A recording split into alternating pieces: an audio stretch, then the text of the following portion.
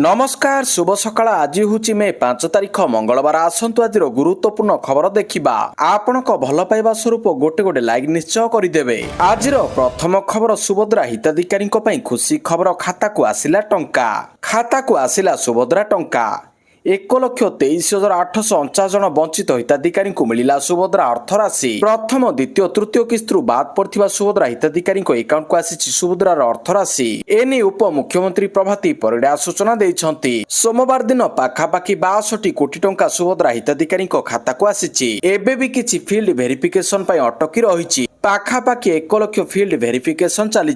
3,26,000 नुआ आवेदन आम पाखक आसी जाइछि। 3,26,000 नुआ आवेदन आम पाखक आसी सारिछि कहिले मंत्री। सुभद्रा हेल्प डेस्क रे थिबा 2 जन कर्मचारी कार्यकाल 2027 पर्यंत वृद्धि करा जाइछि। सबु महिलांक पाखरे सुभद्रा राशि पहुंचिछि। परवर्ती खबर राज्य सरकार बड़ निष्पत्ति एणिकी घरे आसी भत्ता टंका देबे अधिकारी। घरे मिलिबो भत्ता टंका। राज्य सरकार बड़ निष्पत्ति। प्रबल ग्रीष्म प्रवाह को दृष्टि रखी राज्य सरकार देइछंती जरूरी निर्देश। एणिकी आ खरारे भत्ता पई आ पंचायत ऑफिस जिबाको पड़िबो नाही।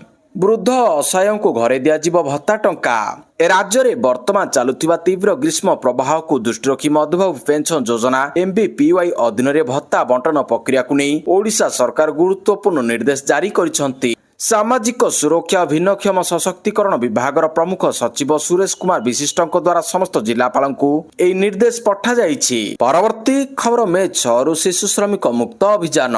शिशु अधिकार सुरक्षा को मजबूत करने पदक्षेप मे 6 रु आरंभ होब शिशु श्रमिक मुक्त अभियान। ओडिशा रे शिशु अधिकार सुरक्षा को मजबूत करने बड़ पदक्षेप मे 6 तारिख रु राज्य में आरंभ होब शिशु श्रमिक मुक्त अभियान।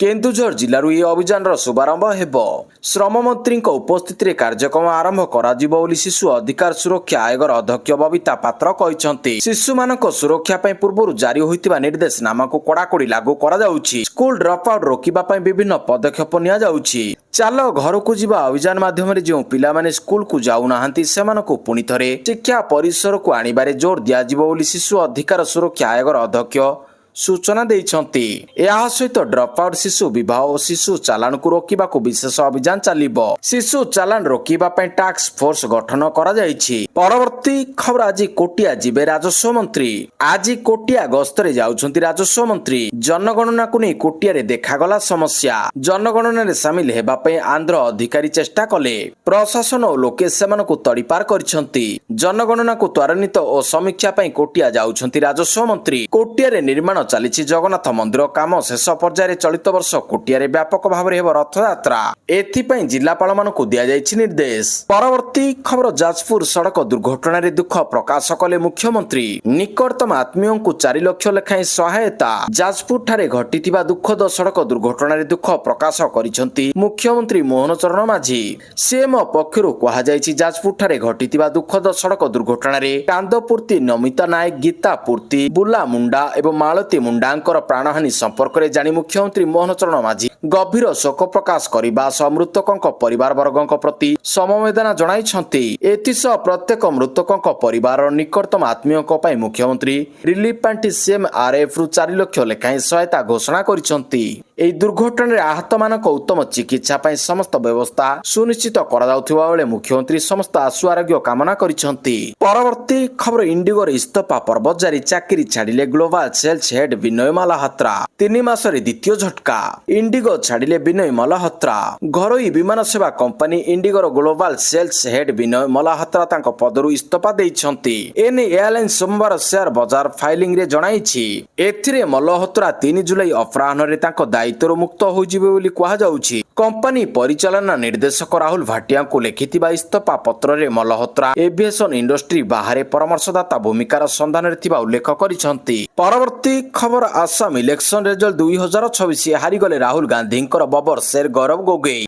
हारिले गौरव। आसाम विधानसभा निर्वाचन 2026 रे कांग्रेस रो करुण परिस्थिति। हारिगले राहुल गांधी बबर शेर सिंह तथा आसाम कांग्रेस मुख्य गौरव गोगोई। गौरव जोरहाट विधानसभा आसन एथर निर्वाचन लड़ुथिले। से बीजेपी प्रतिपक्ष हितेन्द्रनाथ गोस्वामी ठारू 23,182 भोट व्यवधान रे परास्त होइछंती। 14 राउंड गणना पर जोरहाट रे वर्तमान बीजेपी विधायक थिबा हितेन्द्रनाथ गोस्वामी 69,439 भोट पाई विजयी होइछंती। ଅନ୍ୟପଟେ କଂଗ୍ରେସର ଗୋଗୋଇ 44,257 ଭୋଟ ପାଇ ପଛରେ ରହିଯାଇଛନ୍ତି।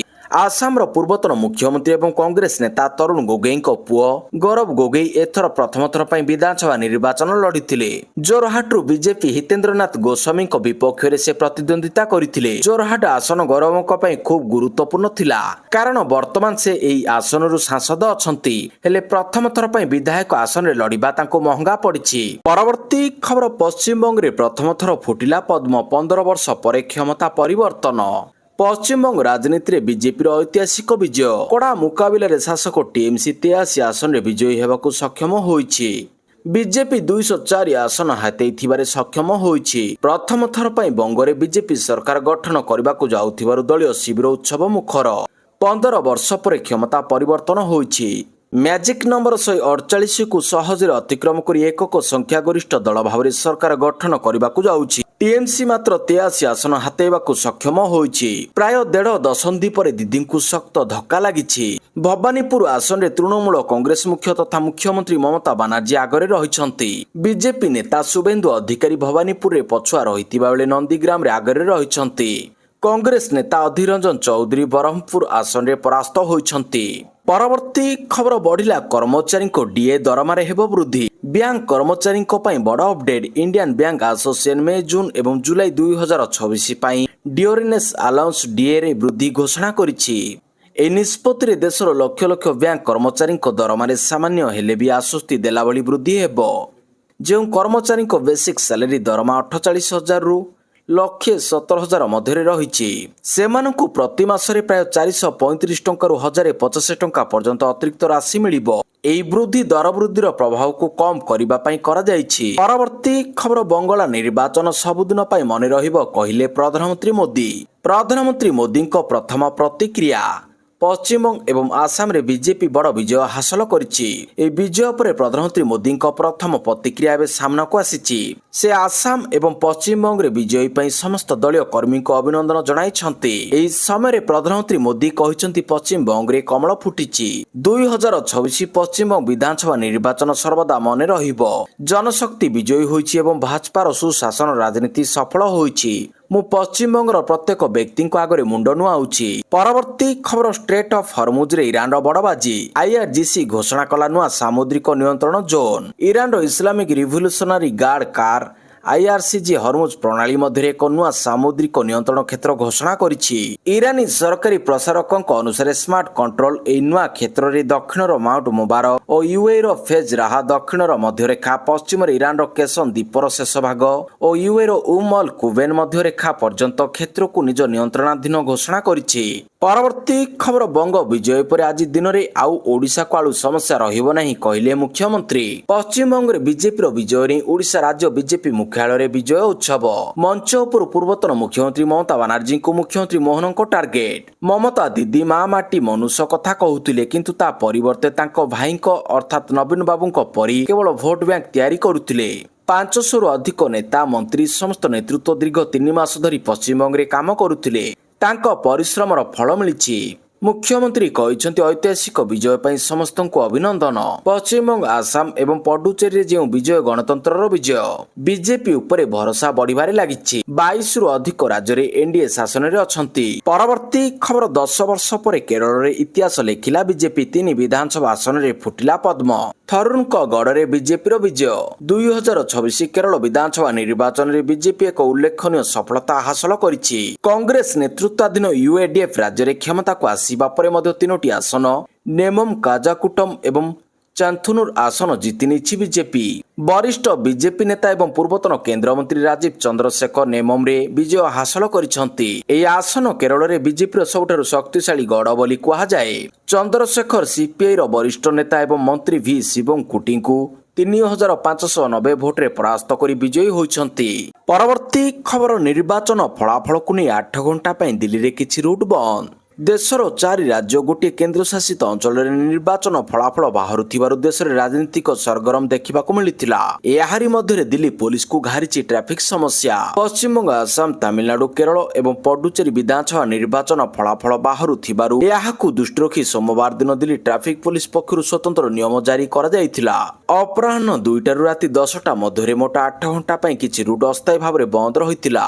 ନିର୍ବାଚନ ଫଳାଫଳ ଯୋଗୁଁ ଡିଡିଓ ମାର୍ଗରେ ବିଶିଷ୍ଟ ବ୍ୟକ୍ତିଙ୍କ ସମେତ କିଛି ଦଳୀୟ ସମର୍ଥକଙ୍କ ଏକ ବଡ଼ ଭିଡ଼ ଆଶଙ୍କା କରାଯାଇଥିଲା। ପରବର୍ତ୍ତୀ ଖବର, ପଶ୍ଚିମବଙ୍ଗରେ ପ୍ରଥମ ଥର ଫୁଟିଲା ପଦ୍ମ, ଆସିଲା ମମତାଙ୍କ ପ୍ରଥମ ଚାଞ୍ଚଲ୍ୟକର ବୟାନ। ପଶ୍ଚିମବଙ୍ଗ ରାଜନୀତିରେ ବିଜେପିର ଐତିହାସିକ ବିଜୟ କଡ଼ା ମୁକାବିଲାରେ ଶାସକ ଟିଏମସି 83 ଆସନରେ ବିଜୟୀ ହେବାକୁ ସକ୍ଷମ ହୋଇଛି। ଏହାରି ମଧ୍ୟରେ ମମତା ବାନାର୍ଜୀ ବିସ୍ଫୋରକ ବୟାନ ଦେଇଛନ୍ତି। ସେ କହିଛନ୍ତି, ମୋତେ ମାଡ଼ ମରାଯାଇଥିଲା। ସିଏପିଏଫର ଲୋକମାନେ ମୋତେ ମାଡ଼ ମାରିଥିଲେ। ଟିଏମସି ଅଧ୍ୟକ୍ଷ ଏବଂ ପଶ୍ଚିମବଙ୍ଗ ମୁଖ୍ୟମନ୍ତ୍ରୀ ମମତା ବାନାର୍ଜୀ କହିଛନ୍ତି, ମୋତେ ଭିତରକୁ ଯିବାକୁ ମଧ୍ୟ ଅନୁମତି ଦିଆଗଲା ନାହିଁ। ଏହା ପକ୍ଷପାତିତାପୂର୍ଣ୍ଣ। ସେମାନେ ମୋତେ ଠେଲାପେଲା କରିଥିଲେ, ପିଟିଥିଲେ। ସେମାନେ ସବୁଠି ଗୁଣ୍ଡା ନିୟୋଜିତ କରିଛନ୍ତି। ମୁଁ ଜଣେ ପ୍ରାର୍ଥୀ, ତଥାପି ସେମାନେ ମୋତେ ଭିତରକୁ ଛାଡ଼ି ନଥିଲେ। କେନ୍ଦ୍ରୀୟ ବାହିନୀ ଏବଂ ପ୍ରଧାନମନ୍ତ୍ରୀ ଏବଂ ସ୍ୱରାଷ୍ଟ୍ର ମନ୍ତ୍ରୀଙ୍କ ସହ ମିଶି ନିର୍ବାଚନ କମିଶନ ଯାହା କରିଛନ୍ତି ତାହା ସମ୍ପୂର୍ଣ୍ଣ ବେଆଇନ। ଏହା ଲୁଟ୍ ଲୁଟ୍ ଲୁଟ୍। ଆମେ ପ୍ରତିରୋଧ କରିବୁ। ପରବର୍ତ୍ତୀ ଖବର, ଥାଲାପତି ବିଜୟଙ୍କୁ ଶୁଭେଚ୍ଛା ଜଣାଇଲେ ପ୍ରଧାନମନ୍ତ୍ରୀ ମୋଦି। ଥାଲାପତି ବିଜୟ ତାମିଲନାଡୁରେ ଇତିହାସ ସୃଷ୍ଟି କରିଛନ୍ତି। ଗତ 6 ଦଶନ୍ଧି ଧରି ରାଜ୍ୟରେ ଶାସନ କରୁଥିବା ଡିଏମକେ ଏବଂ ଏଆଇଏଡିଏମକେ ଦଳର ରାଜନୀତିକୁ ଶେଷ କରିଦେଇଛନ୍ତି। ବିଧାନସଭା ନିର୍ବାଚନ ପୂର୍ବରୁ କେହି ମଧ୍ୟ କଳ୍ପନା କରିନଥିଲେ ଯେ ବିଜୟ ତାଙ୍କର 2 ବର୍ଷ ପୁରୁଣା ଦଳ ତାମିଲଗା ଭେଟ୍ରି କାଜାଗମ୍ ଟିଭିକେ ସହିତ ତାମିଲନାଡୁରେ କ୍ଷମତାକୁ ଦୋହରାଇ ଦେବେ। ବିଜୟ ଏହି ଦଳକୁ ନିଜ ଦମରେ ଆରମ୍ଭ କରିଥିଲେ ଏବଂ ଏବେ ସେ ବିଜୟ ହାସଲ କରିଛନ୍ତି। ପରବର୍ତ୍ତୀ ଖବର, ରୋଷେଇ ଶାଳରେ ଏବେ କମ୍ ଖର୍ଚ୍ଚ ହେଉଛି ଗ୍ୟାସ୍। ଏପ୍ରିଲ ମାସରେ 16% କମିଛି ଏଲପିଜି ଖର୍ଚ୍ଚ। ଦେଶରେ ହ୍ରାସ ହୋଇଛି ଏଲପିଜି ଖର୍ଚ୍ଚ। ମଧ୍ୟପ୍ରାଚ୍ୟ ଉତ୍ତେଜନା ସହ ହର୍ମୁଜ ପ୍ରଣାଳୀ ବନ୍ଦ ରହିବା ଯୋଗୁଁ ଘରୋଇ ଗ୍ୟାସ୍ ସିଲିଣ୍ଡର ଯୋଗାଣ ହ୍ରାସ ହୋଇଛି। ଏଣୁ ଦେଶରେ ଲୋକେ ଗ୍ୟାସ୍ ସିଲିଣ୍ଡରରୁ ସିଫ୍ଟ ହୋଇ ପାରମ୍ପରିକ ଇନ୍ଧନ ଏବଂ ଇଣ୍ଡକ୍ସନ ରୋଷେଇ ଆପଣେଇଛନ୍ତି। ଫଳରେ ଏପ୍ରିଲ ମାସରେ ଦେଶରେ ଏଲପିଜି ଖର୍ଚ୍ଚରେ ଭୀଷଣ ହ୍ରାସ ଦେଖାଯାଇଛି। ସରକାରଙ୍କ ପକ୍ଷରୁ ସୋମବାର ଜାରି ତଥ୍ୟରୁ ଏହା ଜଣାପଡ଼ିଛି। ଦେଶରେ ଏପ୍ରିଲ ମାସରେ ଏଲପିଜି ଗ୍ୟାସ୍ ଖର୍ଚ୍ଚ 16%ରୁ ମଧ୍ୟ ଅଧିକ ହ୍ରାସ ହୋଇଛି। ଏହି ହ୍ରାସ ଯୋଗୁଁ ଦେଶର ଏଲପିଜି ଆବଶ୍ୟକତା 22 ଲକ୍ଷ ଟନ୍କୁ ଖସି ଆସିଛି। ପରବର୍ତ୍ତୀ ଖବର, ଅଭିନନ୍ଦନ ଜଣାଇଲେ ରାଘବ। ପଶ୍ଚିମବଙ୍ଗରେ ବିଜେପିର ବିଜୟ ପାଇଁ ଅଭିନନ୍ଦନ ଜଣାଇଛନ୍ତି ରାଘବ ଚଢ଼ା। ଆପ୍ ଛାଡ଼ି ବିଜେପିରେ ଯୋଗ ଦେଇଥିବା ରାଜ୍ୟସଭା ସାଂସଦ ରାଘବ ଚଢ଼ା ବିଧାନସଭା ନିର୍ବାଚନରେ ବିଜେପିର ବିଜୟ ପାଇଁ ବିଜେପିକୁ ଅଭିନନ୍ଦନ ଜଣାଇଛନ୍ତି। ସେ ଏହି ବିଜୟ ପାଇଁ ପ୍ରଧାନମନ୍ତ୍ରୀ ନରେନ୍ଦ୍ର ମୋଦିଙ୍କ ନେତୃତ୍ୱ, କେନ୍ଦ୍ର ଗୃହମନ୍ତ୍ରୀ ଅମିତ ଶାହଙ୍କ ଦୃଷ୍ଟିକୋଣ ଏବଂ ବିଜେପି ରାଷ୍ଟ୍ରୀୟ ଅଧ୍ୟକ୍ଷ ନୀତି ନବୀନଙ୍କୁ ଶ୍ରେୟ ଦେଇଛନ୍ତି। ସେ କହିଛନ୍ତି ଯେ ଏହା ପ୍ରତ୍ୟେକ ନାଗରିକଙ୍କ ବିଜୟ ଯେଉଁମାନେ ଏକ ବିକଶିତ ଭାରତ ପାଇଁ ଆକାଂକ୍ଷା ରଖନ୍ତି। ରାଘବ ଚଢ଼ା ତାଙ୍କ ପୂର୍ବ ପୋଷ୍ଟରେ କହିଛନ୍ତି, ଉତ୍କୃଷ୍ଟ ନିର୍ବାଚନ ଫଳାଫଳ ପାଇଁ ସମଗ୍ର ବିଜେପି ପରିବାରକୁ ଅଭିନନ୍ଦନ। ପଶ୍ଚିମବଙ୍ଗରେ ଏକ ଐତିହାସିକ ଏବଂ ନିର୍ଣ୍ଣାୟକ ବିଜୟ ପଞ୍ଜୀକୃତ ହୋଇଛି। ଏହା ପ୍ରକୃତରେ ଉଲ୍ଲେଖନୀୟ।